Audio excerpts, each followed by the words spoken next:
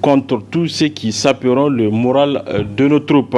Cependant, cette initiative du ministre de la Défense est loin d'être approuvée totalement par la population. Précision dans ce reportage signé Ali Sissé Ibrahim et Ibrahim Abdou. Le gouvernement du Niger ne cessera jamais de surprendre les citoyens. En effet, beaucoup se demandent où se trouve le courage du ministre de la Défense, Kalla Muntari, de porter plainte contre un individu qui sape le moral de nos troupes sans pouvoir le nommer. Cependant, une radio internationale précise que la personne qui a provoqué la réaction du ministre de la Défense n'est autre que Hama Amadou, qui de l'étranger avait donné son point de vue sur les récents événements qui concernent la situation sécuritaire de notre pays.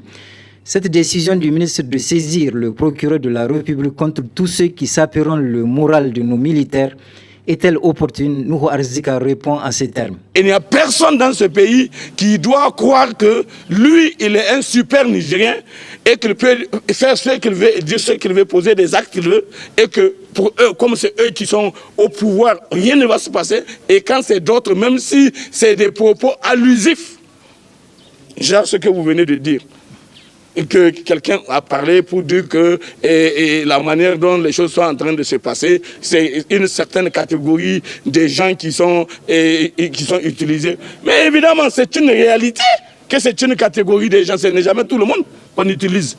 La preuve aujourd'hui, pour envoyer les gens là où on gagne de l'argent, et les missions onisiennes et autres, ce n'est pas tout le monde qu'on envoie. Et aussi pour envoyer les gens sur le terrain là où il y a le risque c'est pas aussi tout le monde qu'on envoie. Mais ça, c'est des choses qui sont observables.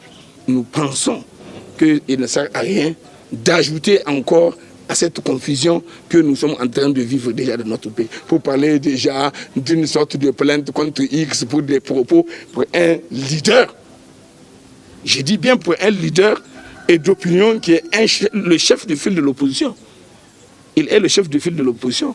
Et ces propos-là qu'il a tenus, même si c'est dans votre tête que vous allez vous mettre à disserter pour imaginer ce que lui, il veut dire, dans tous les cas, il ne l'a pas dit autre chose que ce qu'il a dit et qui ne peut pas être interprété comme ça, comme si on a déjà des arrière-pensées. On a quelque chose qu'on attend de lui reprocher. Moi, vous le savez très bien, si M. Mohamed a fait des choses qui méritent qu'on le dénonce, mais nous allons le dénoncer comme d'habitude. Mais nous pensons que dans ce qu'il a venu à dire là, moi je ne vois même pas de quoi fouetter un chat. Plutôt que de vouloir porter plainte contre des individus qui porteront éventuellement atteinte au moral de nos soldats, quelle devait être la dynamique à adopter par le gouvernement actuel? Il faut absolument que les gens soient dans la situation de savoir raison garder.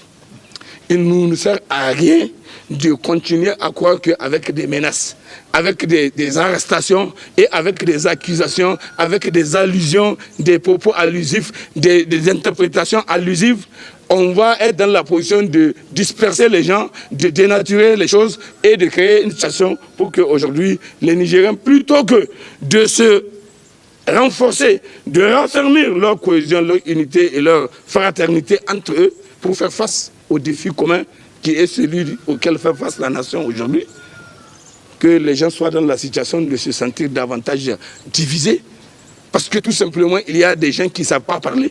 Enfin, selon toujours Nuhu Arzika, le gouvernement doit se départir de cette politique de diversion et s'attaquer résolument au problème de l'insécurité dans les régions de Tillabéri et d'Ifa. Protocole d'accord signé ce matin au ministère de l'Enseignement supérieur entre